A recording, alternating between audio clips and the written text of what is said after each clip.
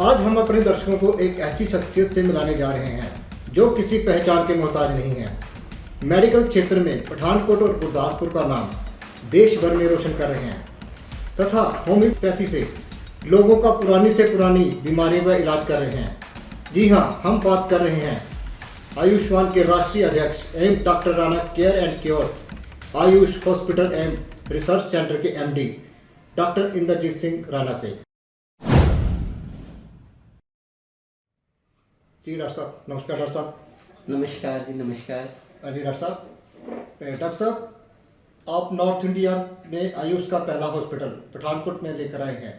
आम लोगों में ये भी चर्चा है कि आपके अस्पताल के डॉक्टरों द्वारा जो इलाज किया जाता है वह पूरी तरह से प्राकृतिक और बिना किसी साइड इफेक्ट के बीमारियों को जड़ से ख़त्म करता है। इसके बारे में आप हमारे दर्शकों को कुछ बताएं। आप बिल्कुल सही कह रहे हैं।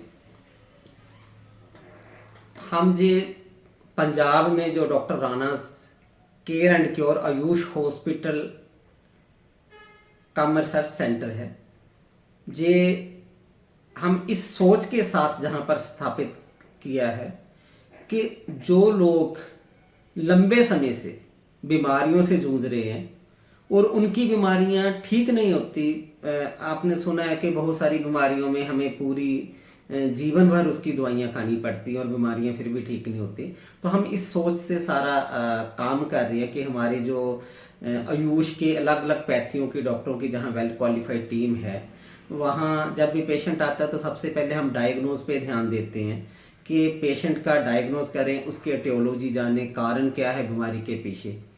फिर हम उस सारे केस को लेने के बाद ये डिसाइड करते हैं कि इसका होम्योपैथी, आयुर्वेदिक, नेचुरोपैथी या पंचकर्मा किस तरह की पैथी में इसका जो सही से इलाज किया जा सकता है, तो हम उसका इलाज उस तरह से करते हैं। आज के समय में जैसे बहुत सारी बीमारियां तो लाइफस्टाइल से रिलेटेड हैं, हमारे खान पान और रहन सहन से रिलेटेड है और इनके नतीजे भी बहुत गंभीर सामने नज़र आ रहे हैं। तो सबसे पहले देखना होगा कि हर समस्या को जब तक हम जड़ से जान नहीं लेते, हम उसका इलाज करने में सक्षम नहीं हो सकते। हम उसको दबा तो सकते हैं रोज रोज मेडिसिन खा के। हम जैसे कोई भी प्रॉब्लम हो जाती है, थायराइड है, डायबिटीज़ है, या किसी तरह की स्किन की प्रॉब्लम है, जब ब्लड प्रेशर की कोई प्रॉब्लम है, तो हम रोज रोज मेडिसिन करके उसको स्ट्रेस तो करते रहते हैं कि हमारे जो लैब वाले फाइंडिंग है, लैब वाले जो थर्मामीटर्स हैं उनमें वो ना आए, पर हम उनका परमानेंट क्योर की तरफ ध्यान नहीं देते। तो हम जहाँ पर इस सेंटर में इसी चीज़ पे ध्यान दे रहे हैं कि हम किसी भी बीमारी को जड़ से प्राकृतिक तरीके से कैसे ख़त्म करें।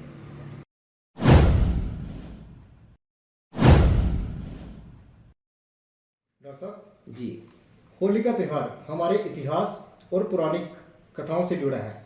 इसको लेकर क्या धारणाएं हैं और आप इसे कैसे देखते हैं और इस पर आपके क्या विचार हैं? जी। जैसे हम देखते हैं कि हमारे जो बुजुर्ग थे, हमारे जो बड़े थे, उन्होंने सभी त्योहारों को बड़े अच्छे, बड़ी समझदारी से बनाया है। उनको आध्यात्मिक दृष्टि से, उनको साइंटिफिक तरीके से, वैज्ञानिक तौर पे बड़ा परख के बनाया है किस मौसम में कौन सा त्यौहार होना चाहिए और उसके पीछे क्या क्या कारण है उस त्यौहार को मनाने के। जैसे हम देखते हैं कि ये घटना जो प्रहलाद जब तप कर रहा था तो हिरण्यकश्यप ने उसको मारने की कोशिश की और होलिका को अग्नि में बैठा दिया और चद्दर जो उड़ के वो प्रहलाद पे आ गई और होलिका खुद जल गई और वो बच गई, है ना। तो इससे पहले जो 8 दिन थे तब प्रहलाद को बड़े तरह के अलग अलग कष्ट दिए गए, उसको कई तरह की पीड़ा दी गई और वो बड़ी परेशानी में 8 दिन रहे। और वो जो तभी कहते हैं कि होली से जो 8 दिन पहले है, तो वो जो दिन है वो अच्छे नहीं माने जाते, वो परेशानी वाले दिन हैं। उन दिनों में कोई शुभ कार्य नहीं किया जाता, किसी तरह का घर का कोई शुभ कार्य, किसी तरह का तप नहीं किया जाता, कोई तपस्या नहीं की जाती। डॉक्टर साहब, होली के रंगों पर आपका क्या विचार है? होली के रंग तो अपने आप में बड़ी खुशी देने वाले हैं। थोड़ा थोड़ा समय के साथ साथ पहले लोग गुलाल से, अबीर से होली खेलते थे, तो बड़ा अच्छा होता था। वो जो रंग थे, जैसे हम कलर थेरेपी करते हैं, तो कलर थेरेपी में शरीर को कुछ रंगों की बड़ी ज़रूरत है, और हर रंग बॉडी पे एक अलग तरह का प्रभाव डालता है। जैसे हम कुछ रंग जो है वो शांति देते हैं, जिनका ब्लड प्रेशर कम रहता है उनको रेड कलर देना चाहिए ताकि वो थोड़ा सा एक्टिव हो जाते हैं।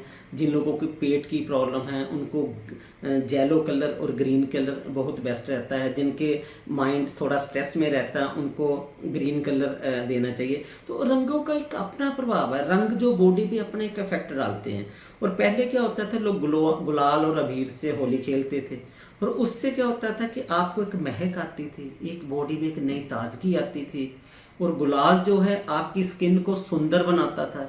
और पहले जैसे पलाश के फूलों से रंग बनते थे, जूही के फूलों से रंग बनते थे, ढाक के फूलों से रंग बनते थे, है ना। और चंदन, हल्दी, नीम, चुकंदर, इनसे रंग बनाते थे। और वो रंग सारे के सारे बॉडी के लिए और बहुत सारी बीमारियों के लिए बहुत अच्छे थे।